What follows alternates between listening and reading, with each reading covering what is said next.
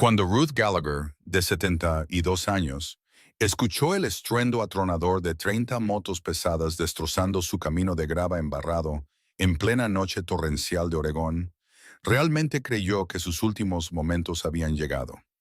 Estaba completamente sola, a kilómetros de la civilización, atrapada en una granja en ruinas que literalmente se caía a pedazos a su alrededor.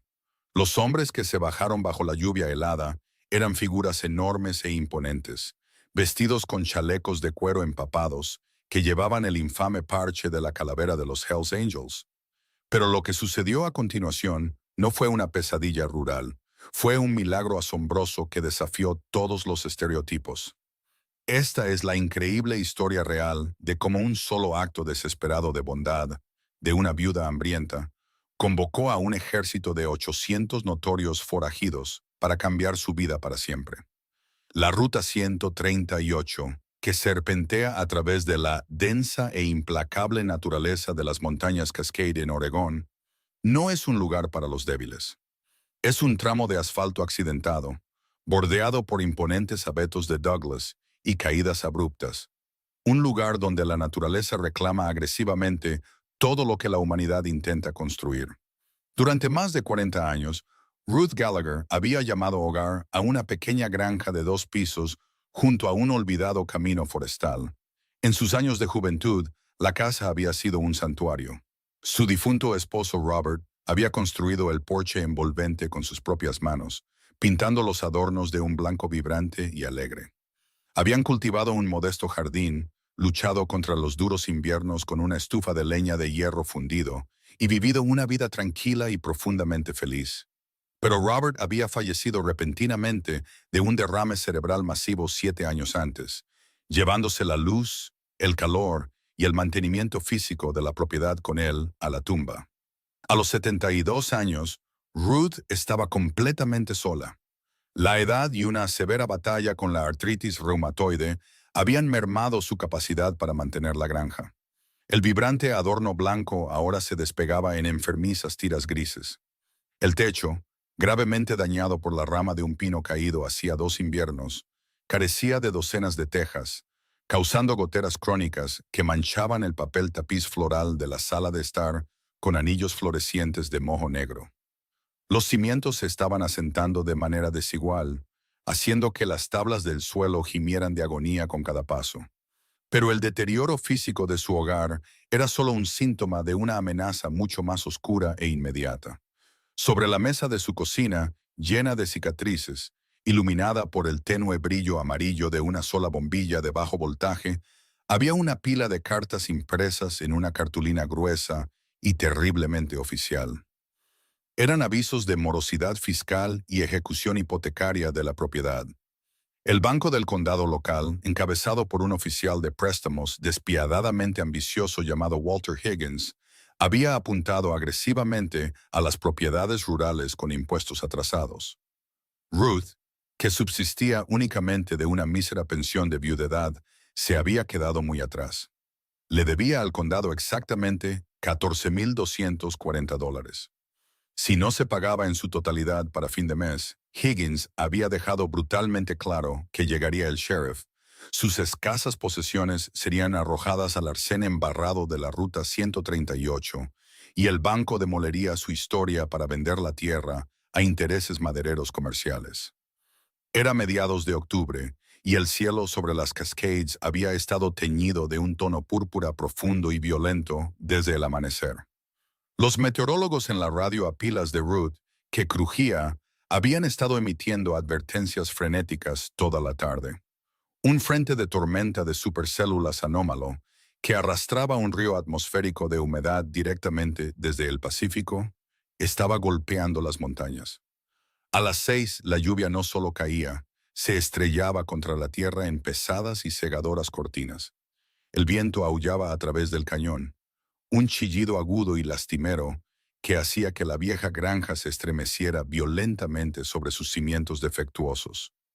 Ruth caminó por su sala de estar, con las articulaciones doliéndole profundamente por la caída de la presión barométrica, colocando con cuidado pesados cubos de hojalata galvanizada debajo de las peores goteras del techo. Ping, ping, Splash. El sonido rítmico del agua invadiendo su santuario era un recordatorio constante y burlón de su impotencia. Entró en su modesta despensa para hacer un inventario de sus provisiones. Tenía exactamente 4 latas de estofado de ternera, un saco de harina medio vacío, una docena de huevos de sus 3 gallinas restantes, un bloque de queso cheddar fuerte y una bolsa grande de café. Había estado racionando estrictamente, comiendo solo una comida completa al día para ahorrar dinero para la imposible deuda fiscal.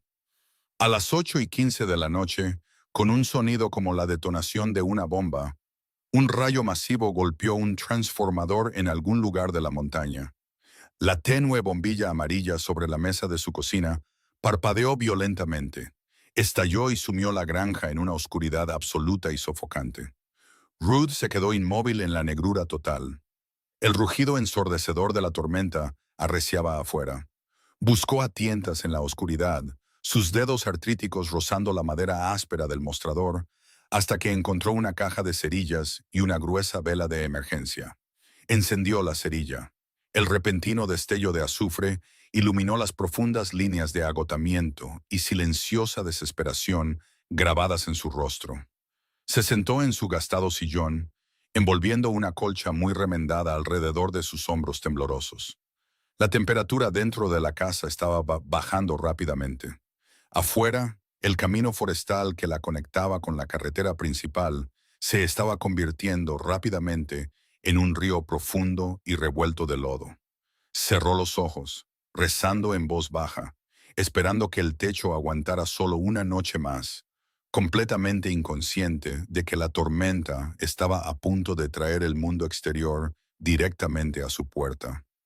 A kilómetros de distancia, montaña abajo, la situación en la ruta 138 se había vuelto catastrófica. La lluvia torrencial había provocado un deslizamiento de tierra masivo, arrasando por completo el único puente de hormigón armado que cruzaba el rugiente río Umpqua. Atrapados en el lado equivocado del derrumbe, había un grupo de 30 motociclistas. No eran guerreros de fin de semana ni entusiastas de las giras casuales. Esta era una caravana fuertemente coordinada del club de motociclistas Hells Angels, que se movía a través del país hacia un gran rally en el noroeste del Pacífico. Montaban pesadas motos tipo Bagger, con motores bicilíndricos en BAE, hechas a medida, y cruisers de baja altura, máquinas construidas para la potencia bruta y las largas autopistas, no para navegar por lodo hasta la cintura y puertos de montaña inundados. Liderando el grupo había un hombre conocido en el club como Bear. Su verdadero nombre era Jonathan Miller. Con casi 2 metros de altura y un peso de casi 136 kilos, Bear era un capitán de ruta curtido y profundamente respetado. Tenía una barba espesa y empapada por la lluvia, un rostro marcado por décadas de vida dura y unos ojos que no se perdían absolutamente nada. Detrás de él viajaban hombres con nombres como Cooper Evans y Bradley Jenkins, hombres duros de 30 y 40 años, vestidos con gruesos chalecos de cuero sobre chaquetas de mezclilla. Pero a pesar de sus temibles reputaciones y su dureza física, la naturaleza estaba ganando en ese momento. La temperatura había caído casi al punto de congelación, y la lluvia torrencial actuaba como hielo líquido. La hipotermia era una amenaza muy real e inmediata. El viento soplaba con tanta violencia que amenazaba con arrojar las pesadas motos fuera del resbaladizo asfalto. «¡El puente ha desaparecido!», gritó Cooper por encima del rugido ensordecedor de la tormenta y los motores al ralentí, con los dientes castañeteando incontrolablemente mientras se detenía junto a Bear. «Las carreteras están completamente arrasadas. No podemos volver a bajar por el paso. El lodo se está deslizando detrás de nosotros». Bear se limpió el agua helada de sus gafas, entrecerrando los ojos a través de la oscuridad cegadora. Estaban atrapados. Avanzar era una sentencia de muerte hacia el río. Retroceder era una carrera suicida contra una montaña que se derrumbaba. Necesitaban refugio, y lo necesitaban de inmediato, o los hombres empezarían a caer. Escaneó la línea de árboles a través de un claro entre los enormes abetos de Douglas, a aproximadamente 800 metros por un camino forestal sin pavimentar y severamente inundado, Bear lo vio. Un pequeño y solitario punto de luz naranja, una vela en una ventana. ¡Allá arriba!, rugió Bear, señalando con un brazo fuertemente tatuado hacia la luz. Manténganse en primera. Mantengan los pies en el suelo. ¡Muévanse! Una por una, las 30 enormes motos se salieron del asfalto y comenzaron la agotadora y traicionera subida por el camino de entrada de Ruth.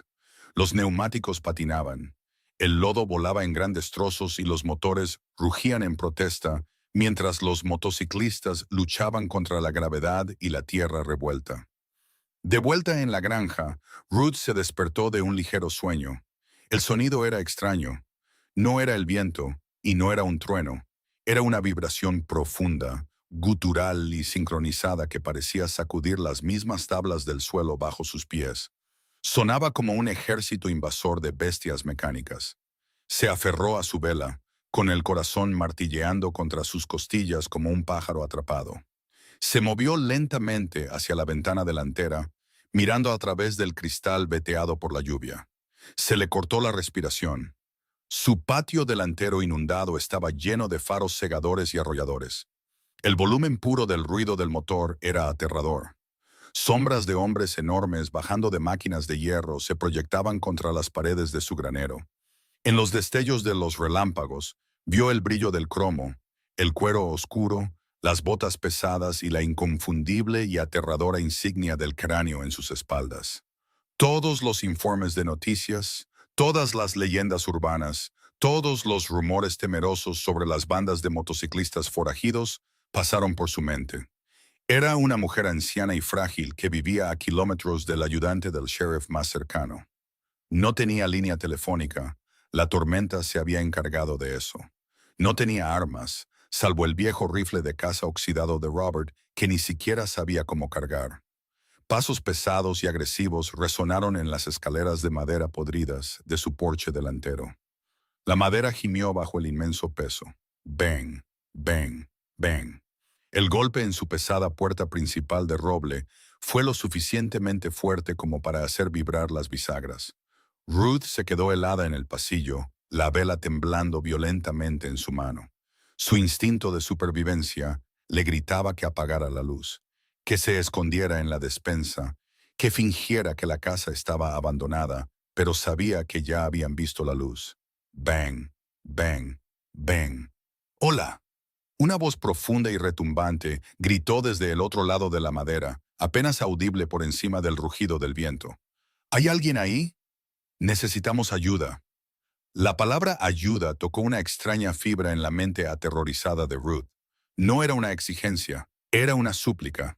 Tomando una respiración profunda y temblorosa, Ruth Gallagher abrió el cerrojo y, lenta y cuidadosamente, abrió la pesada puerta de roble solo unos centímetros. De pie en su porche, con el agua cayéndole a cántaros, estaba Jonathan Bear Miller. De cerca, era aún más intimidante, una montaña de cuero mojado, mezclilla y músculo. Detrás de él, abarrotando el porche y el patio, había otros 29 hombres, temblando violentamente, mirándola con ojos desesperados. «Señora», dijo Bear, su voz un profundo retumbar de barítono que era sorprendentemente suave, aunque temblaba visiblemente por el frío. «Lamento increíblemente molestarla a esta hora. El puente en la 138 está completamente arrasado. Los deslizamientos de tierra nos bloquean por detrás. Mis hombres se están congelando y algunos de los más jóvenes están al borde de la hipotermia. Estamos atrapados». Hizo una pausa, mirando a la frágil mujer que sostenía la vela, viendo el puro terror en sus ojos. Lentamente levantó sus enormes manos callosas en un gesto de rendición absoluta. «Sé cómo nos vemos, señora. Lo sé, pero le juro, por la tumba de mi madre, que no tenemos intención de hacerle ningún daño. Solo necesitamos salir de esta lluvia helada por unas horas. Solo el granero, el porche, cualquier lugar. Por favor». Ruth miró a Bear. Miró más allá de su tamaño intimidante, más allá de los parches aterradores en su chaleco, y miró directamente a sus ojos. Vio agotamiento. Vio a un líder profunda y genuinamente aterrorizado por las vidas de sus hombres. Recordó a su difunto esposo, Robert, atrapado en una ventisca en los años 70, y cómo un completo extraño lo había acogido. El miedo se desvaneció lentamente de su pecho, reemplazado por una feroz resolución maternal que no había sentido en décadas. Ustedes se van a morir de frío ahí fuera, dijo Ruth, su voz sorprendentemente firme, abriendo la puerta por completo. Entren, todos ustedes. Límpiense las botas lo mejor que puedan. El contraste visual dentro de la pequeña y decadente granja era casi surrealista. 30 forajidos fuertemente tatuados y vestidos de cuero se apiñaron torpemente en la estrecha sala de estar y la cocina. Se movían con una cautela sorprendente, tratando el frágil espacio con un respeto profundo, casi reverente, con cuidado de no chocar con sus lámparas antiguas o los tapetes que cubrían los sillones. La casa olía a tierra húmeda y madera vieja, pero estaba a salvo del viento cortante. Los hombres comenzaron a quitarse sus chalecos de cuero empapados y sus pesadas chaquetas de mezclilla, colgándolos con cuidado sobre los respaldos de las sillas de madera y la barandilla de la escalera. Rápidamente se formaron charcos en el gastado suelo de linóleo, pero Ruth desestimó sus disculpas. «Es solo agua, se secará», dijo con firmeza, dejando su vela en el mostrador de la cocina. «Lo que ustedes necesitan es calor y algo en sus estómagos». «Señora, no queremos imponer más de lo que ya lo hemos hecho», dijo Bear, dando un paso adelante. Se había quitado su pañuelo mojado, revelando una cabeza de cabello canoso y muy corto. «Solo el refugio es más que suficiente». «Tonterías», respondió Ruth, sus manos ya moviéndose con determinación. «Están temblando tanto que hacen vibrar mis tablas del suelo. Ahora, siéntense». Bear sonrió, una expresión genuina y cálida que transformó por completo su rostro endurecido, y asintió a sus hombres. Se sentaron en silencio en el suelo, apoyados contra las paredes, exhaustos, pero profundamente aliviados. Ruth se dirigió a su despensa. Miró sus escasas provisiones, las provisiones que necesitaba para sobrevivir el resto del mes. Las 4 latas de estofado de ternera, la harina, los huevos, el queso. Sin pensarlo 2 veces, lo agarró todo. Tenía una gran olla de hierro fundido. La arrastró hasta la estufa de gas. Afortunadamente, usaba propano, que no se veía afectado por el corte de electricidad. Vertió las 4 latas grandes de estofado de ternera de tamaño familiar en la olla, subiendo el fuego al máximo. Mientras eso hervía a fuego lento, trabajó con una velocidad que desmentía su artritis. Mezcló la harina, el polvo de hornear, la sal y la manteca en un gran tazón de cerámica, uniéndolo todo para hacer una tanda masiva de bizcochos. Añadió el queso cheddar fuerte a la masa. En 30 minutos, toda la granja se llenó del rico e intoxicante aroma de la ternera burbujeante, la salsa sabrosa y los bizcochos de queso cheddar horneándose. Para 30 hombres que habían estado congelándose y muriendo de hambre en la carretera durante 10 horas, era el aroma del paraíso absoluto. «No tengo suficientes tazones para todos ustedes», se disculpó Ruth mientras comenzaba a servir. «Tendrán que compartir, y algunos de ustedes tendrán que comer en mis tazas de café». «Señora, ahora mismo comeríamos de nuestras propias botas», se rió William Ghost Foster, un motociclista más joven con tinta subiéndole por el cuello. Ruth repartió las tazas y los tazones humeantes. Los hombres comieron en un silencio reverente, la comida caliente y rica, devolviendo instantáneamente el color a sus rostros pálidos y helados. Ruth preparó 2 enormes cafeteras, sirviendo el café fuerte y negro, asegurándose de que cada hombre tuviera algo caliente que sostener. Mientras los hombres comían y el calor volvía a sus miembros, Bear se sentó en la mesa de la cocina frente a Ruth. Sostenía una taza de café humeante en sus manos gigantes, observando la habitación. Bear no era un hombre que se perdiera los detalles. Era un superviviente, entrenado para analizar su entorno. Mientras miraba alrededor de la cocina, la realidad de la situación de Ruth comenzó a pintar un cuadro muy claro y desgarrador. Notó los 4 cubos galvanizados en la sala de estar, llenándose constantemente con agua de lluvia del techo con graves goteras. Vio el moho negro floreciendo en las esquinas. Notó que las tablas del suelo debajo de la pesada mesa de roble se estaban hundiendo peligrosamente, lo que indicaba una grave podredumbre en los cimientos. Notó que la propia Ruth estaba increíblemente delgada, su ropa gastada y remendada. Acababa de darles una comida masiva, pero se dio cuenta, con una sensación de hundimiento en el estómago, de que no se había servido ni un solo bocado. Les había dado todo lo que tenía en la casa. Luego, sus ojos se posaron en la pila de papeles oficiales que estaban en el mostrador cerca de la vela. A la luz parpadeante, el sello rojo en negrita de la carta superior era imposible de pasar por alto. Aviso final de ejecución hipotecaria, gravamen fiscal. Bear cambió casualmente su peso, inclinándose ligeramente más cerca del mostrador para leer los detalles sin llamar la atención. Vio el nombre de Walter Higgins y el membrete del banco. Vio la cifra exacta, $14,240. Vio la fecha del desalojo, que era en menos de 2 semanas. Volvió a mirar a Ruth. Ella estaba sonriendo, charlando tranquilamente con Cooper, quien le agradecía profusamente por los bizcochos de queso cheddar.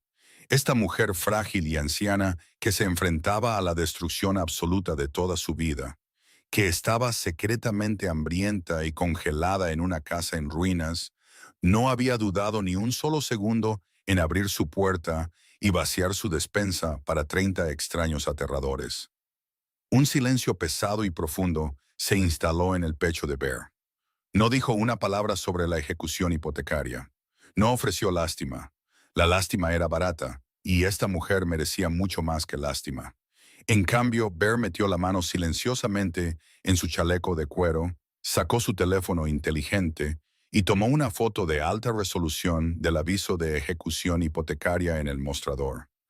«Señora Gallagher», dijo Bear en voz baja, esperando que ella volviera a prestarle atención. «Llámeme Ruth, por favor», sonrió ella. «Ruth», asintió Bear respetuosamente. «No puedo expresar lo que ha hecho por nosotros esta noche. Mis hombres estaban en serios problemas ahí fuera.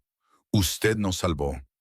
«Ustedes habrían hecho lo mismo por mí, Jonathan», respondió ella suavemente, usando su nombre real, que él le había ofrecido cuando entró por primera vez. Bear la miró. Su mandíbula se tensó en una línea dura y decidida. Sí, pensó para sí mismo, los engranajes en su mente ya girando furiosamente. Sí, absolutamente lo haríamos. La tormenta continuó afuera, azotando la frágil granja. Pero adentro, rodeada de 30 forajidos dormidos, Ruth Gallagher sintió una extraña e inédita sensación de seguridad. No tenía idea de que mientras dormía, Bear estaba escribiendo un mensaje seguro, adjuntando la foto del aviso de ejecución hipotecaria y enviándolo a todos los presidentes de capítulo de los Hells Angels en la costa oeste. El mensaje contenía solo 3 palabras. Ella nos dio de comer. El sol de la mañana rompió sobre las montañas Cascade con una claridad dura y cegadora, iluminando la devastación dejada a su paso por la tormenta. Dentro de la granja, Ruth Gallagher se despertó con una sensación extraña, una quietud absoluta.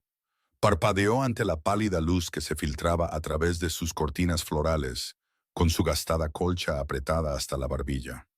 El viento rugiente había desaparecido, reemplazado por el goteo rítmico del agua de sus aleros. Se incorporó, sus articulaciones crujiendo en protesta, y se arrastró hasta el pasillo. La casa estaba vacía. No había rastro de los 30 hombres enormes e imponentes que habían ocupado el suelo de su casa apenas unas horas antes. Las chaquetas de cuero que colgaban de su barandilla habían desaparecido. Las botas pesadas y embarradas no se veían por ninguna parte. Pero cuando Ruth entró en su cocina, se detuvo en seco, llevándose una mano temblorosa a la boca. La habitación estaba absolutamente impecable. Las huellas de barro en el linóleo habían sido meticulosamente fregadas. Su olla de hierro fundido había sido lavada, secada y colocada precisamente en el quemador trasero. Las tazas de café estaban apiladas ordenadamente junto al fregadero. Y allí, Justo en el centro de su mesa de cocina, llena de cicatrices, había una pila ordenada de billetes de $20, muy arrugados y ligeramente húmedos, sujetos por su azucarero de cerámica. Debajo del dinero había un trozo de cartón arrancado de una caja de bujías, con un mensaje garabateado con un grueso marcador negro. «Para la comida. Nunca olvidaremos esto. Bear y los chicos». Ruth tocó el cartón áspero, una sonrisa agridulce asomando a sus labios. Eran exactamente $240. Era una fortuna para su presupuesto de comestibles. Un gesto de gratitud profunda y genuina. Pero cuando miró del dinero a la aterradora pila de papeles de ejecución hipotecaria en su mostrador, la sonrisa se desvaneció en una línea tensa y sombría. $200 no detendrían al condado. No apaciguarían al banco. Era como intentar apagar un incendio forestal con una taza de té. Durante los siguientes 4 días, la breve y extraña magia de la visita de los motociclistas se desvaneció, reemplazada por la aplastante y sofocante realidad de su inminente perdición. La fecha límite era el jueves al mediodía. El miércoles por la tarde, el sonido de neumáticos crujiendo sobre la grava rompió el silencio rural. No era el rugido profundo de las motocicletas. Era el zumbido agudo de un impecable todoterreno de lujo plateado que navegaba por su camino de entrada lleno de baches. Ruth estaba de pie en su porche podrido, mientras Walter Higgins salía del vehículo. Higgins era un hombre que llevaba su ambición como una colonia barata. Vestía un traje de color carbón elegante que parecía completamente ridículo contra el telón de fondo de los bosques salvajes de Oregón. Esquivó meticulosamente un charco de lodo, mirando la granja en ruinas de Ruth con un disgusto apenas disimulado. «Señora Gallagher», dijo Higgins, cerrando de golpe su maletín de cuero. Su voz era cortante, profesional y totalmente desprovista de empatía humana. «Me sorprende que todavía esté aquí. Supuse que ya habría hecho arreglos para desalojar». «Esta es mi casa, señor Higgins», dijo Ruth, su voz temblando con una mezcla de miedo y orgullo profundamente arraigado. «Mi esposo construyó este porche. No tengo a dónde más ir». Higgins suspiró, revisando su costoso reloj de pulsera. «Señora Gallagher, ya hemos hablado de esto. El periodo de gracia expiró hace meses. El condado ha evaluado la propiedad y, francamente, las estructuras aquí son una responsabilidad total.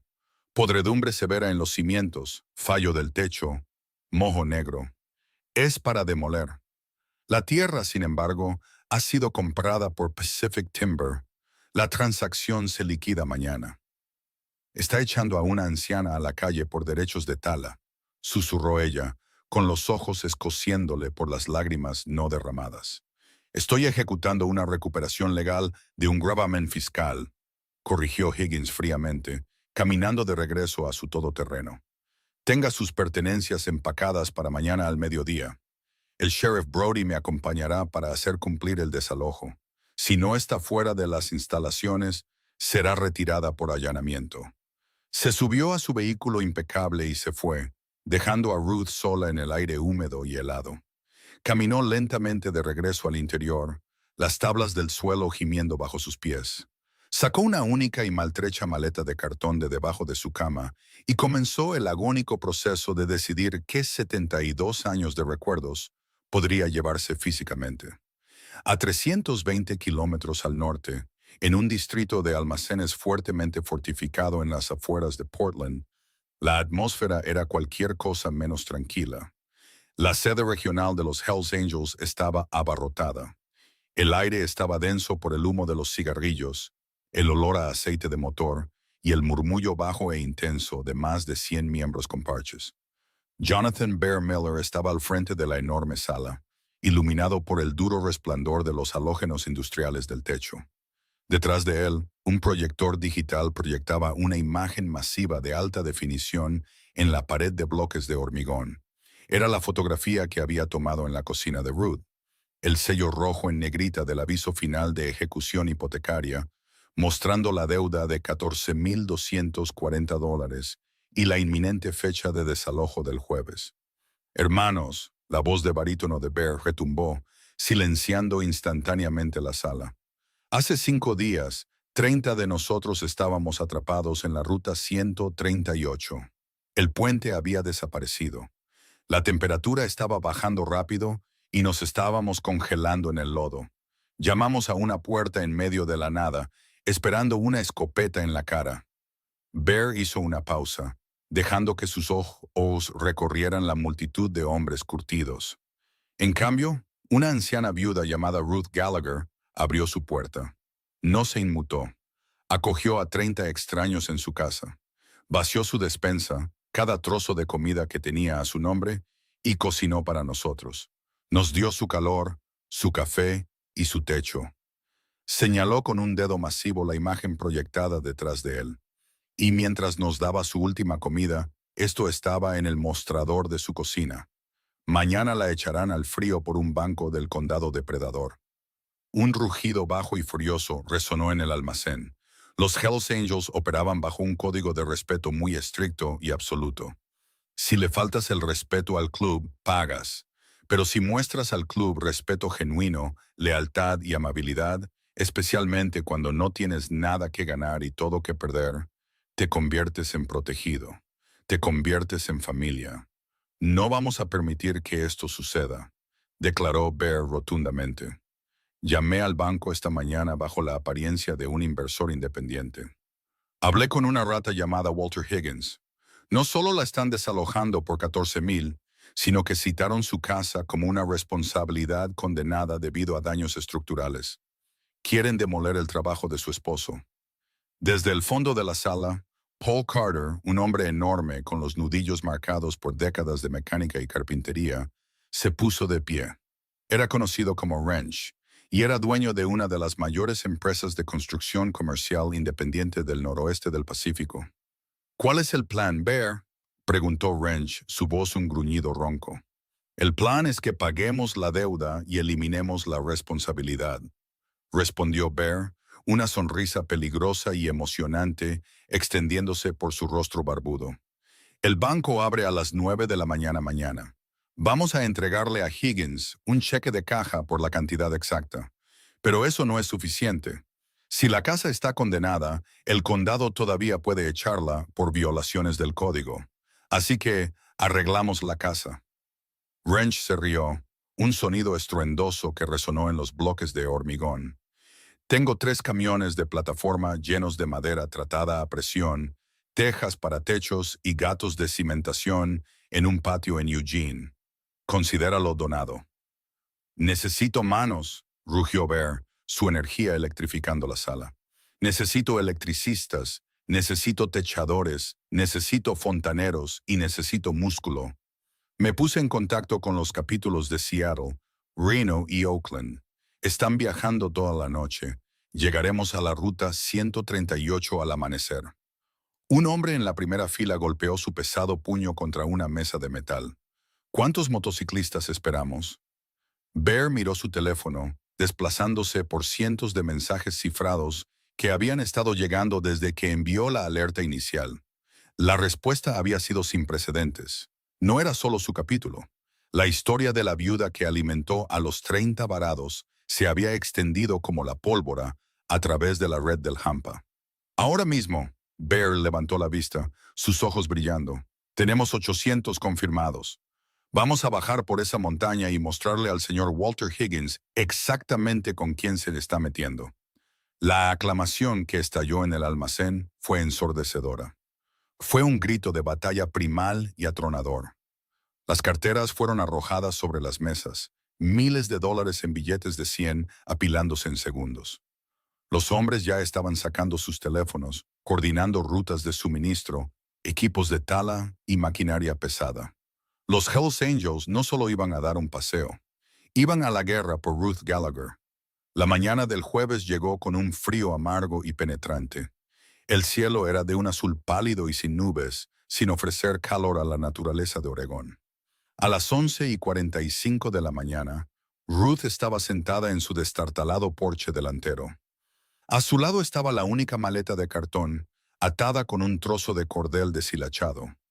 Llevaba su abrigo de lana más grueso, con las manos fuertemente entrelazadas en su regazo para evitar que temblaran.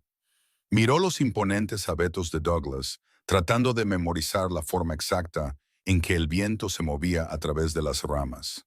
Este era el final. Exactamente a las 11:50 de la mañana, el todoterreno plateado de Walter Higgins entró en el camino de entrada, seguido de cerca por una patrulla blanca del sheriff del condado. Higgins salió, con un aire increíblemente engreído. Estaba flanqueado por el sheriff Brody, un hombre alto y de aspecto cansado que claramente no disfrutaba de su tarea actual. Señora Gallagher, dijo el sheriff Brody en voz baja, quitándose su sombrero de ala ancha. Lamento mucho esto, pero el papeleo está firmado. Tengo la obligación legal de pedirle que desaloje las instalaciones. Ya ha empacado, sheriff. Acabemos con esto de una vez, espetó Higgins con impaciencia, sacando un portapapeles de su maletín. Tengo al equipo de demolición programado para el lunes por la mañana. Señora Gallagher, si necesita que la lleven al refugio del condado, el sheriff puede ayudarla. Ruth se levantó lentamente, sus rodillas crujiendo. Alcanzó el asa de su maleta, su corazón rompiéndose en 1 millón de pedazos irreparables. «Puedo caminar hasta la autopista», susurró con orgullo. «Como quiera», se burló Higgins, mirando su reloj. «Se acabó el tiempo». Pero antes de que Ruth pudiera dar un solo paso por las podridas escaleras de madera, una extraña sensación invadió el claro. Comenzó como una vibración en las suelas de los gastados zapatos de Ruth. Los charcos que quedaban de la tormenta en el camino de tierra comenzaron a ondular en círculos concéntricos. El sheriff Brody se detuvo, mirando hacia la línea de árboles, con el ceño fruncido en confusión. «¿Oye eso?», Higgins se burló. «Son solo camiones madereros en la autopista. Vámonos». «No», dijo Brody, su mano cayendo instintivamente para descansar en su cinturón de servicio. «Eso no son camiones madereros». El sonido crecía rápidamente. Era un rugido bajo, gutural y sincronizado que parecía emanar de la propia tierra. Se hizo más y más fuerte hasta que el aire en el claro vibraba físicamente.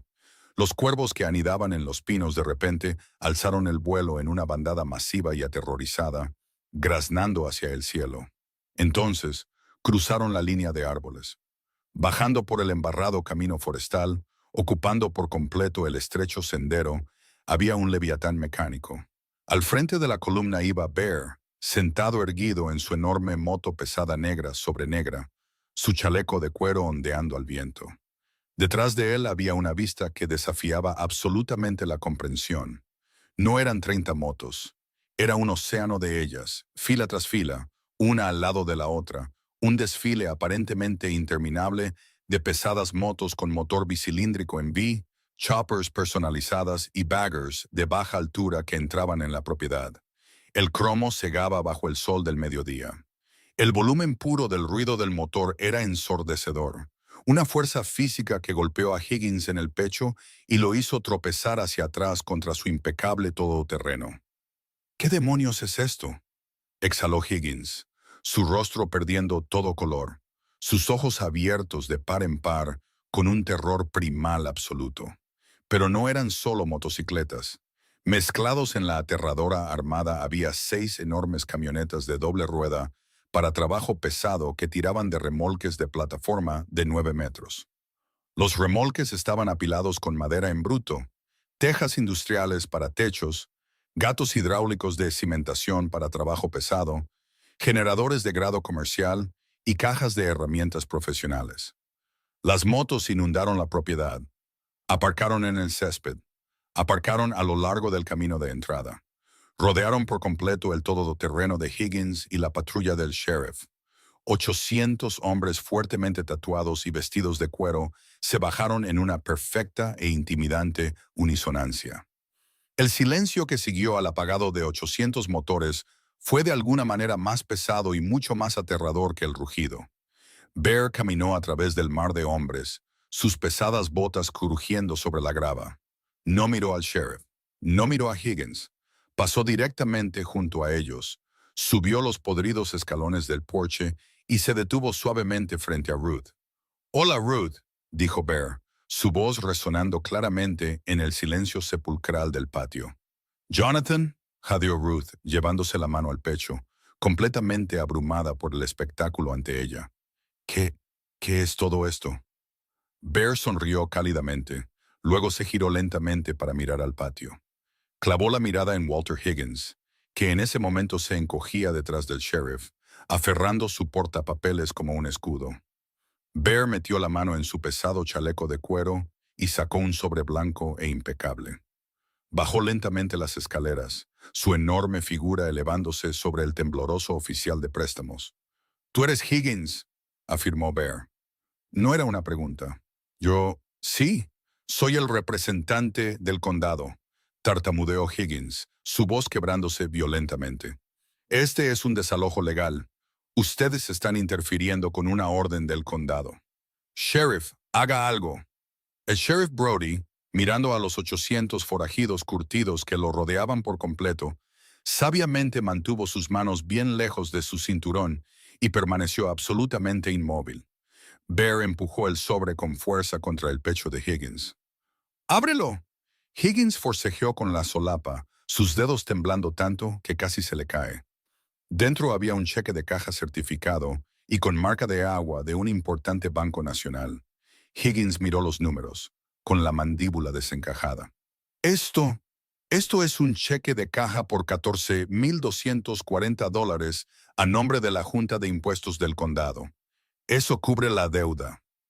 Bear gruñó, acercándose tanto a Higgins que el oficial de préstamos pudo oler el aceite de motor y el cuero.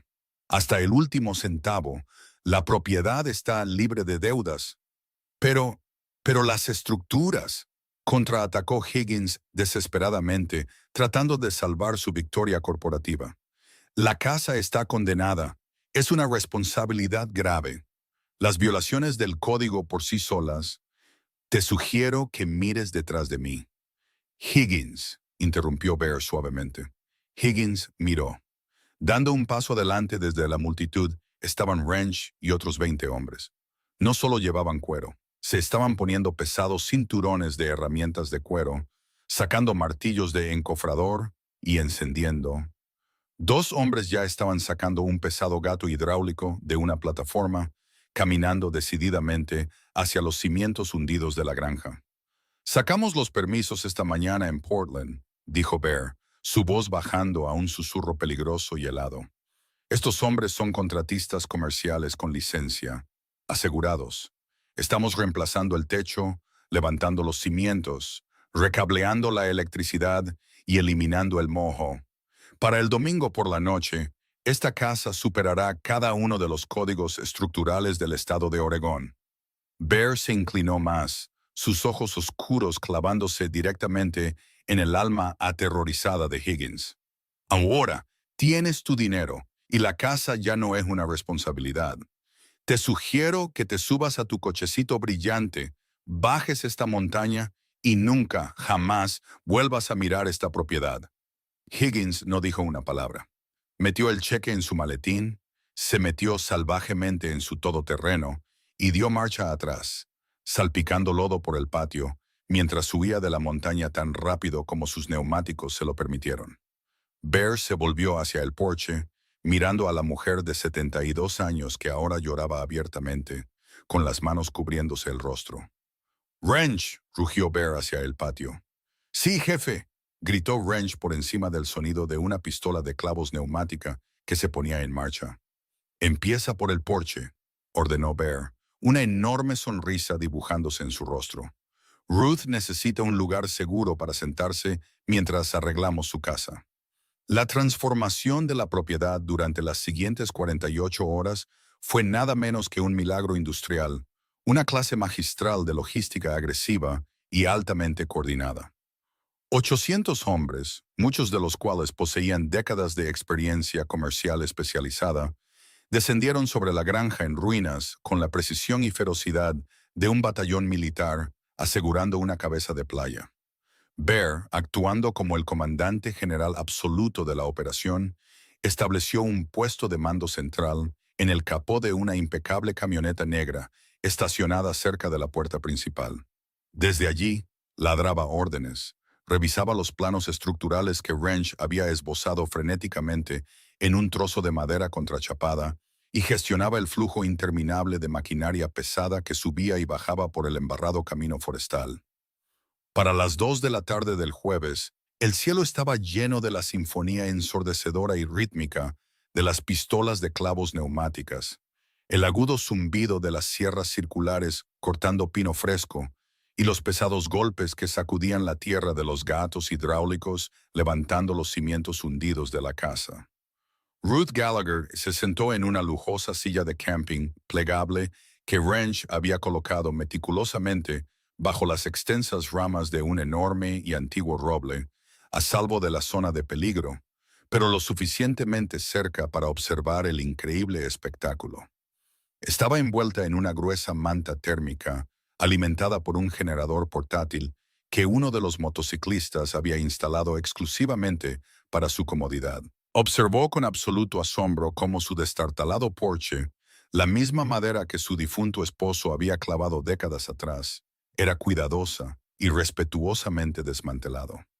Wrench había dado órdenes estrictas. No debían destruir ciegamente la madera vieja. Cualquier cosa salvable, cualquier cosa que conservara la artesanía original de Robert, debía integrarse en la nueva estructura. Estaban reforzando las vigas originales y podridas con gruesa madera tratada a presión, reforzando la historia en lugar de borrarla. La enorme escala de la mano de obra significaba que las tareas que normalmente llevarían semanas a un equipo profesional se completaban en cuestión de horas. Un equipo dedicado de 60 techadores fuertemente tatuados, anclados con gruesos arneses de seguridad atados a la chimenea, descendió sobre el techo como un enjambre de avispas furiosas. Arrancaron las tejas podridas e infestadas de moho y la cubierta de madera contrachapada empapada hasta las vigas desnudas en menos de 40 minutos. Al atardecer, habían cubierto completamente el techo, colocado una barrera de vapor premium de alta resistencia y ya estaban clavando tejas arquitectónicas de alta gama resistentes a la intemperie que soportarían fácilmente los próximos 50 inviernos del noroeste del Pacífico. Pero los motociclistas sabían que un ejército en marcha necesita comer. Mientras los equipos de construcción libraban la guerra en la casa, otra facción estableció una enorme cocina móvil de grado profesional en el pasto inferior.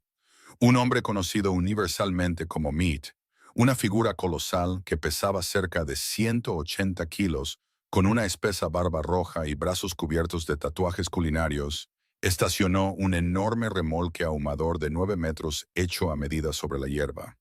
Mead era una leyenda en el circuito regional de barbacoas y el dueño de un exitoso negocio de catering en Portland. Para el viernes por la mañana, el aire alrededor de la granja estaba impregnado del intoxicante y apetitoso aroma de la madera de nogal americano, de pechos de ternera ahumándose lentamente, de enormes costillares de cerdo y de cubas burbujeantes de frijoles horneados. Ruth, impulsada por su profundo sentido de la hospitalidad, había intentado desesperadamente cojear hasta el ahumador el viernes por la tarde, ofreciéndose a pelar patatas o ayudar a servir los platos. Mead le había bloqueado suavemente el paso con un enorme delantal manchado de grasa, sonriéndole con genuina calidez. Señorita Ruth, con todo el debido respeto, si la dejo levantar un solo dedo en mi cocina, Bear personalmente me arrojará a ese ahumador. Usted alimentó a nuestros hermanos cuando se morían de hambre en el frío. Ahora, no levante una cuchara, no lave un plato y no se preocupe por nada hasta que esta casa esté construida. Su único trabajo hoy es decirme si prefiere su pecho de ternera cortado magro o graso. Pero la operación no estuvo exenta de fricciones repentinas y dramáticas. Precisamente a las 10 de la mañana del viernes, la paz rural fue destrozada por el odioso sonido de la bocina de un coche. Un impecable vehículo utilitario blanco del condado, con el sello oficial de la Comisión Regional de Zonificación, se abrió paso a través del mar de motocicletas estacionadas. Salió un hombre llamado Calvin, el inspector de edificios principal del condado. Calvin era un burócrata notoriamente rígido, un hombre conocido por cerrar grandes proyectos comerciales por infracciones microscópicas. Era totalmente obvio para todos los presentes que Walter Higgins, humillado y furioso por el cheque de caja, Había desplegado a Calvin como un arma de venganza mezquina para detener la construcción. Calvin cerró de un portazo la puerta de su coche, marchando agresivamente hacia la casa, con un portapapeles apretado contra su pecho. Echó un vistazo a los enormes gatos hidráulicos que sostenían la casa suspendida en el aire, a los techadores pululando en la cumbrera y a los equipos eléctricos abriendo una zanja para una nueva línea eléctrica hasta la carretera. Y su rostro se tornó de un vibrante tono púrpura. «Deténganse, detengan todo el trabajo inmediatamente», chilló Calvin, su voz quebrándose por encima del rugido de los generadores. «Este es un sitio de construcción no autorizado y sin permisos. Estoy emitiendo una orden obligatoria e inmediata de cese y desistimiento». Las herramientas eléctricas se apagaron lentamente. 800 hombres giraron la cabeza, sus ojos clavándose en el diminuto inspector. El peso puro de su mirada colectiva y silenciosa fue suficiente para hacer que Calvin diera un paso atrás físicamente. Bear bajó lentamente del porche, limpiándose la grasa de las manos con un trapo rojo de taller. No parecía enfadado, parecía supremamente, exasperantemente tranquilo. «¿Puedo ayudarte, amigo?», preguntó Bear, su voz profunda resonando fácilmente en el repentino silencio. «Soy el inspector principal del condado», tartamudeó Calvin, tratando de recuperar su autoridad fabricada. «Están realizando modificaciones estructurales masivas, alteraciones de cimientos y recableado eléctrico en una propiedad condenada sin un solo papel aprobado por el condado. Voy a cerrar esto. Todos fuera de la propiedad, ahora mismo». Bear suspiró, un sonido largo y exagerado. Giró ligeramente la cabeza y gritó hacia la cocina móvil. «Sullivan, te necesitamos al frente». De la multitud cerca del ahumador surgió un hombre que parecía completamente fuera del lugar, pero perfectamente en casa. Sullivan llevaba un chaleco de cuero sobre una camisa de vestir de alta gama y a medida. Sus vaqueros eran de diseñador y sus botas eran de cuero italiano pulido. En su vida civil, Sullivan era socio principal de uno de los bufetes de litigios corporativos más despiadados y mejor pagados de la costa oeste, especializado exclusivamente en derecho inmobiliario y de zonificación municipal. Sullivan se acercó a Calvin, bebiendo casualmente una taza de café negro.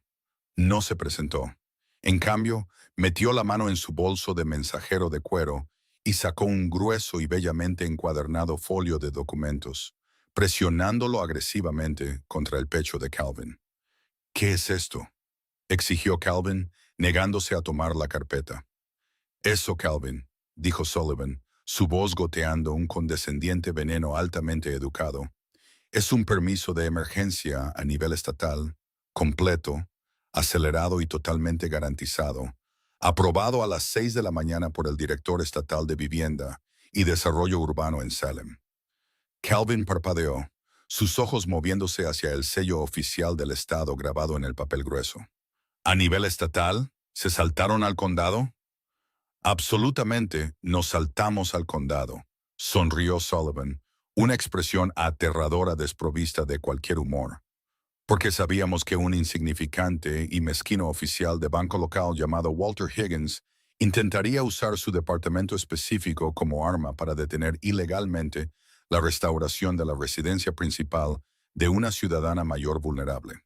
Además, adjunto en la sección 4, encontrará las credenciales selladas y verificadas de 30 maestros electricistas, 40 ingenieros estructurales con licencia y una firma de contratación comercial totalmente garantizada que supervisa el trabajo». Sullivan se acercó, inclinándose para que su rostro estuviera a centímetros del inspector en pánico. «Ahora, Calvin, tienes dos opciones. Opción A, caminas por esta propiedad, verificas que nuestro trabajo excede cada uno de los códigos municipales y estatales existentes, firmas el registro de inspección diario y vuelves a tu oficina. Opción B, intentas hacer cumplir una orden ilegal de cese y desistimiento contra una exención de emergencia protegida federalmente, momento en el cual mi firma presentará una demanda masiva y profundamente personal por derechos civiles y acoso contra ti, Walter Higgins y el Banco del Condado, arrastrándote a un tribunal federal hasta que estés completamente en bancarrota y profesionalmente arruinado. Sullivan tomó un sorbo lento de su café. Tómate tu tiempo. Cobro $1000 la hora por discutir y tengo todo el día. Calvin miró a Sullivan. Miró el pesado sello estatal en el papeleo. Miró a los 800 motociclistas enormes y serios que esperaban su decisión. Sin una sola palabra, Calvin arrebató el folio, sacó un bolígrafo de su bolsillo del pecho, firmó agresivamente su nombre en la parte inferior de la primera página y prácticamente corrió de regreso a su vehículo. Mientras su coche blanco se alejaba a toda velocidad en una nube de polvo, una aclamación ensordecedora y atronadora estalló entre los hombres. Los compresores de aire se encendieron de nuevo, las pistolas de clavos reanudaron su tamborileo rápido y la sinfonía de los mazos continuó, más fuerte y más decidida que nunca. Para el sábado por la mañana, la granja era prácticamente irreconocible de la cáscara en ruinas que había sido solo 3 días antes. Los cimientos habían sido perfectamente nivelados y asegurados sobre zapatas de hormigón armado con acero completamente nuevas. El techo era un escudo impecable y hermético de tejas de carbón. Las paredes exteriores habían sido envueltas en aislamiento de primera calidad y actualmente estaban siendo revestidas con un hermoso y resistente revestimiento de cedro, restaurando la estética rústica de la casa de montaña, pero con una durabilidad moderna e impenetrable.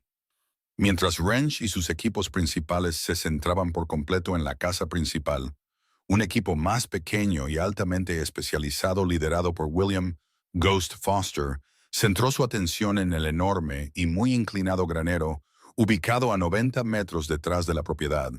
El granero había sido un punto de profunda controversia. Estaba en peor estado que la casa.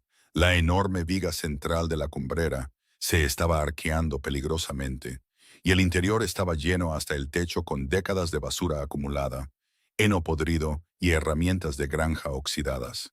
«Tenemos que limpiar esto hasta la tierra», gritó Ghost a su equipo, atándose un pañuelo sobre la nariz y la boca para bloquear las espesas nubes de polvo. «Si no reforzamos estas columnas de carga hoy, toda esta estructura se derrumbará bajo la primera nevada fuerte. Empiecen a arrastrar la chatarra al patio inferior». Durante 4 horas, Ghost y sus hombres se dedicaron a un trabajo agotador y sucio. Sacaron arados oxidados, neumáticos de tractor antiguos y resecos, y montones interminables de cajas de madera destrozadas. Al mediodía, finalmente habían llegado a la pared trasera de la enorme estructura, una sección del granero que probablemente no había visto la luz del día en más de 3 décadas. Ghost estaba usando una pesada palanca de hierro para arrancar una enorme lámina de madera contrachapada, dañada por el agua de la pared trasera, para inspeccionar el armazón estructural debajo de ella. Metió la barra de hierro detrás de la madera y tiró hacia atrás con toda su inmensa fuerza. La madera contrachapada se partió con un crujido fuerte y violento, arrancándose de los clavos oxidados. Pero cuando la madera cayó en una nube de polvo espeso, Ghost no vio la esperada pared de tierra o el armazón podrido. Vio una enorme pared falsa, perfectamente construida, hecha completamente de tablones de cedro machijembrados, sellados herméticamente con papel alquitranado pesado. Ghost se congeló, bajando su palanca. Se acercó, pasando una mano enguantada sobre el cedro liso. «Oigan, traigan una linterna potente aquí, ahora mismo». 2 motociclistas corrieron, iluminando la penumbra con potentes haces de luz LED. La luz iluminó un pesado candado de latón macizo que aseguraba una gruesa puerta de madera construida sin costuras en la pared falsa. «Cizallas», ordenó Ghost. Le pasaron un enorme par de tenazas de hierro. Ghost aseguró las mandíbulas alrededor del grueso vástago de latón del candado antiguo y apretó. Con un chasquido seco, el candado se rompió. Ghost lo sacó, respiró hondo y abrió la pesada puerta de madera. El aire que salió de la habitación oculta estaba viciado, pero completamente seco. Olía fuertemente a aceite de maquinaria pesada, cuero envejecido y cosmolina, una grasa antioxidante muy utilizada a mediados del siglo XX. Ghost entró en la habitación oculta, tomando la linterna de su hermano. Barrió el haz de luz por el espacio, su mandíbula cayendo lentamente en absoluta incredulidad. «Colega», susurró Ghost, su voz temblando ligeramente. «Trae a Bear aquí abajo inmediatamente». 10 minutos después, Bear, Wrench y Sullivan se apiñaron en la pequeña habitación oculta. Bear tomó la linterna, iluminando el contenido que había sido perfectamente preservado en la oscuridad durante quién sabe cuánto tiempo. En el centro de la habitación, elevados sobre pesados bloques de madera para mantener los neumáticos fuera del suelo, había 4 enormes cajas de envío de madera fuertemente reforzadas. Los frentes de las cajas habían sido cuidadosamente retirados, revelando el increíble contenido en su interior. Eran motocicletas, pero no eran cualquier motocicleta. Dentro de las cajas, completamente desmontadas, pero meticulosamente catalogadas, limpias y envueltas en lona aceitada, estaban las piezas impecables y completas de 2 máquinas antiguas, increíblemente raras y muy codiciadas. Una era una Knucklehead de 1936 impecable, y la otra era una Indian Ford de 1940, impresionante e increíblemente rara. No eran solo motos. Para hombres que vivían y respiraban la maquinaria pesada, estos eran los santos griales de la historia de las motocicletas estadounidenses. Encontrar una en estas condiciones, completamente intacta por la personalización moderna, era como encontrar un Picasso perdido en un ático. Encontrar 2, perfectamente conservadas, era una imposibilidad estadística. Encima de la caja que contenía la Indian 4, había una pequeña y pesada caja de seguridad de acero. Bear se acercó cogiendo la caja. No estaba cerrada. Abrió la pesada tapa. Dentro, sobre un lecho de terciopelo, había una pila de títulos de propiedad originales y bellamente conservados, hojas de construcción originales de fábrica y un grueso diario encuadernado en cuero. Bear sacó cuidadosamente el diario de la caja, abriéndolo en la primera página. La letra era pulcra, precisa y muy desvaída. «Propiedad de Robert Gallagher», decía la primera línea. Bear hojeó las páginas. No era solo un diario. Era un registro de construcción meticuloso y obsesivo. Aparentemente, Robert había comprado los chasis completamente destrozados y oxidados de ambas motocicletas en un desguace a principios de los años 70. Durante años, había buscado en secreto piezas originales con números coincidentes por todo el país, gastando cada centavo que tenía, escondiendo el enorme proyecto en la habitación falsa para que Ruth no se preocupara por las finanzas. Bear pasó a la última entrada, fechada exactamente hace 7 años, solo unas semanas antes del derrame cerebral fatal de Robert. «La Indian está finalmente completa», decía la entrada. «Cada tuerca, cada tornillo es original de fábrica. La Knucklehead está lista para el ensamblaje final. Sé que Ruth ha estado estresada por los impuestos de la propiedad, por el techo, por el futuro. He mantenido esto en secreto durante tanto tiempo, pero mañana es nuestro 45º aniversario. He contactado con una casa de subastas especializada en Monterrey. La estimación conservadora para ambas máquinas, con números coincidentes, es de más de $400,000. Vamos a estar bien, mi hermosa Ruth. Finalmente vamos a estar completamente bien». Bear se quedó mirando la página. El pesado silencio en la habitación solo era interrumpido por el sonido distante y amortiguado de las pistolas de clavos afuera. La pura tragedia de la situación golpeó a los hombres como un golpe físico. Robert le había construido un imperio a su esposa, una red de seguridad financiera para protegerla por el resto de su vida, pero su corazón le había fallado antes de que pudiera decirle que existía. Ella había pasado los últimos 7 años muriendo de hambre, congelándose y enfrentando el desalojo, durmiendo literalmente a 90 metros de una fortuna que su esposo había intentado desesperadamente darle. Bear cerró el diario, sus enormes manos increíblemente suaves con el frágil papel. Miró a Wrench, sus ojos brillando con una intensidad feroz y profundamente emocional. «Wrench», ordenó Bear en voz baja, «trae el camión de transporte especializado aquí abajo, el que tiene el remolque climatizado. Vamos a mover estas cajas a la bóveda segura en la sede de Portland esta noche. Sullivan, te necesito al teléfono ahora mismo. ¿A quién llamo, jefe? Preguntó Sullivan, sacando su teléfono del bolsillo, con los ojos fijos en las piezas antiguas de la Indian. Llama a la casa de subastas de automóviles más grande y prestigiosa de California, dijo Bear, una enorme y triunfante sonrisa en su rostro. Diles que tenemos dos piezas de calidad de museo perfectamente conservadas, con números coincidentes y completamente autenticadas. Diles que los Hells Angels están intermediando el trato en nombre de una viuda y que queremos 0 comisiones, máxima exposición y colocación inmediata en su próximo catálogo principal. Bear volvió a mirar el diario de cuero en sus manos. Vamos a mostrarle a Ruth lo que su esposo le dejó. El domingo por la tarde llegó, bañando las montañas Cascade en un crepúsculo cálido, dorado y profundamente saturado. Por primera vez en 3 días, la enorme propiedad estaba absoluta y completamente en silencio. Los compresores de aire se habían vaciado, las pistolas de clavos guardadas y el equipo pesado cargado de nuevo en los enormes remolques de plataforma. Ruth Gallagher estaba de pie al final de su camino de entrada, vistiendo su mejor vestido de domingo, un simple estampado floral que no había usado en más de una década. Tenía las manos fuertemente entrelazadas frente a ella.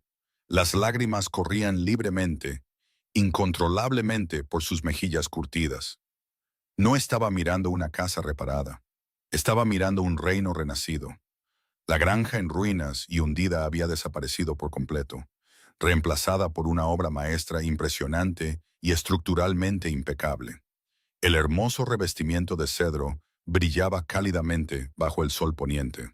El porche envolvente, fuertemente reforzado, pero conservando el encanto exacto del diseño original de Robert, presentaba adornos blancos recién pintados que cegaban a la luz. Bear colocó suavemente una mano masiva en su hombro tembloroso. ¿Está lista para ver el interior, señorita Ruth? No podía hablar, simplemente asintió, permitiendo que el gigante capitán de ruta la guiara por los escalones robustos y perfectamente nivelados de su nuevo porche. Cuando Bear abrió la pesada puerta principal de roble, nueva y hecha a medida, Ruth jadeó físicamente, llevándose las manos a la boca. El interior era magnífico. El moho negro que había aterrorizado su sala de estar había sido erradicado por completo. Las paredes habían sido derribadas hasta los montantes, reaisladas, fuertemente revestidas con paneles de yeso y pintadas de un color crema cálido y acogedor. El gastado y hundido suelo de linóleo había desaparecido, reemplazado por un hermoso y grueso suelo de roble raspado a mano que se extendía sin costuras por la cocina y la sala de estar. En el centro de la sala de estar, reemplazando su peligroso y oxidado calentador, había una estufa de leña de hierro fundido, nueva y de alta eficiencia, completa con una enorme pila de roble perfectamente sazonado y partido apilado ordenadamente a su lado. Pero el equipo de Wrench no se había detenido en las reparaciones básicas. Habían modernizado por completo su vida. La cocina presentaba electrodomésticos relucientes y de bajo consumo, encimeras de cuarzo macizo y gabinetes enormes y profundos. Y cuando Ruth abrió la puerta de la despensa, se derrumbó por completo. Los estantes, que apenas unos días antes contenían 4 latas de sopa, estaban completamente desbordados.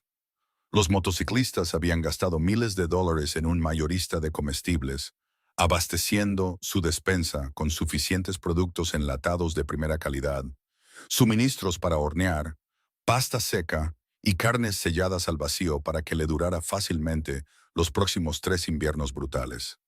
Bear la llevó de regreso a la sala de estar, indicándole que se sentara en un hermoso y muy acolchado sillón que habían comprado para reemplazar su gastado y remendado sillón reclinable. Se arrodilló frente a ella para estar a la altura de sus ojos, sacando una gruesa carpeta de tamaño legal de su chaleco de cuero. Ruth, dijo Bear en voz baja, su voz profunda, llena de absoluta reverencia. La casa es suya.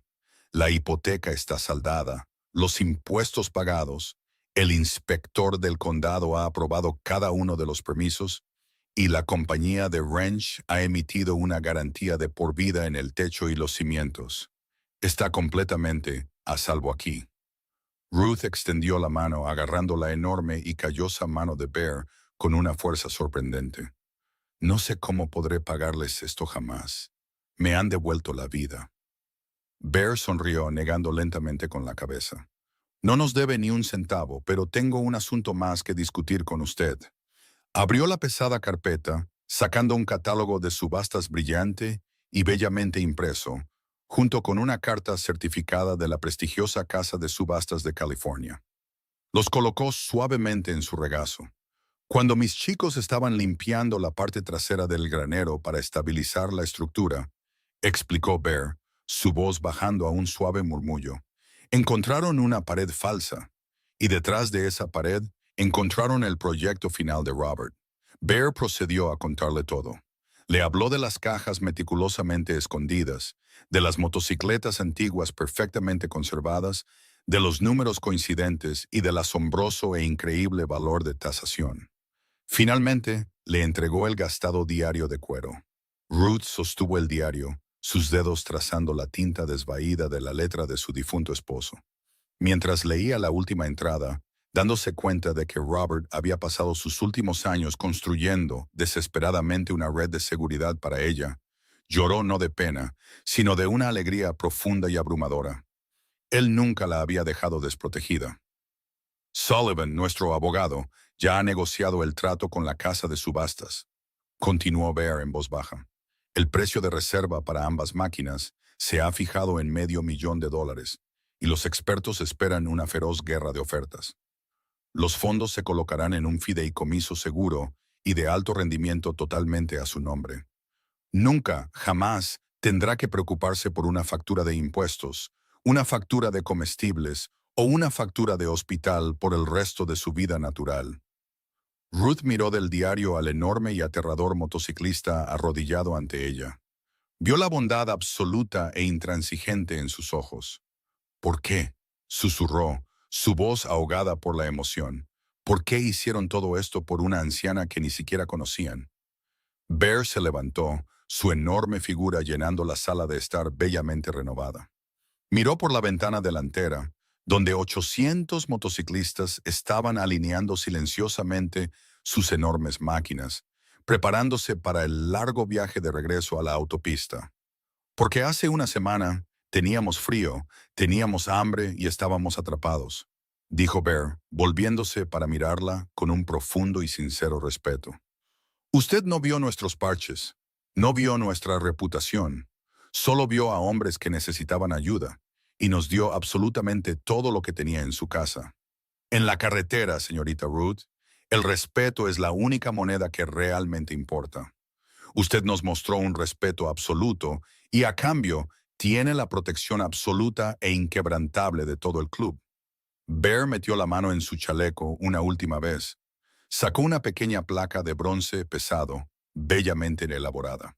No llevaba el infame logo de la calavera, pero el mensaje grabado en el metal era universalmente entendido por cualquiera que caminara por los oscuros márgenes del mundo.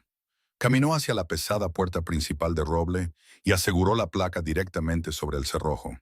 Decía simplemente, «Este hogar está protegido por la hermandad. Faltar al respeto bajo su propio riesgo. Nadie», dijo Bear ferozmente, «volverá a molestarla jamás». Bear salió al porche, volviéndose para hacerle un último y profundo saludo respetuoso. Bajó las escaleras, montó en su enorme moto negra sobre negra y encendió el motor. El sonido que siguió fue estremecedor. 800 motores bicilíndricos en VIN rugieron a la vida simultáneamente. Una sinfonía explosiva y atronadora de cromo y potencia bruta que sacudió los mismos pinos de las montañas Cascade. Pero esta vez, el sonido no llenó a Ruth de terror. La llenó de una inmensa e intocable sensación de seguridad. Se quedó en su porche impecable de adornos blancos, saludando con entusiasmo mientras el interminable desfile de motocicletas bajaba lentamente por su camino de entrada, levantando polvo en la luz dorada de la tarde. Tocaron sus bocinas, levantaron sus puños en señal de saludo y rugieron de vuelta a la naturaleza salvaje de Oregón, dejando atrás una propiedad completamente transformada, una enorme fortuna asegurada en una bóveda y una viuda ferozmente protegida que nunca más se vería obligada a comer otra cena enlatada en la oscuridad. La historia de Ruth Gallagher y los 800 forajidos que reconstruyeron su vida es un testimonio poderoso y definitorio de la naturaleza impredecible de la bondad humana. Rompe por completo los juicios superficiales que hacemos sobre las apariencias, demostrando que el verdadero honor y la lealtad a menudo residen en los exteriores más aterradores y endurecidos. Un solo acto desesperado de hospitalidad, una viuda vaciando su escasa despensa para extraños varados, encendió una ola masiva e imparable de generosidad que no solo salvó su hogar, sino que desenterró una fortuna que le cambió la vida, dejada por su difunto esposo. Nos recuerda a todos que cuando ofreces tu última pizca de calor a los que se quedan en el frío, el universo tiene una forma profundamente milagrosa de pagártelo con creces. Si esta increíble historia real de lealtad, hermandad y milagros inesperados te conmovió, por favor, dale al botón de me gusta. Comparte este video con alguien que necesite un recordatorio de que el bien todavía existe en el mundo. Y suscríbete a nuestro canal para más historias de vida increíbles y verdaderas de la humanidad en su máxima expresión. Deja un comentario abajo. ¿Habrías abierto tu puerta esa noche de tormenta?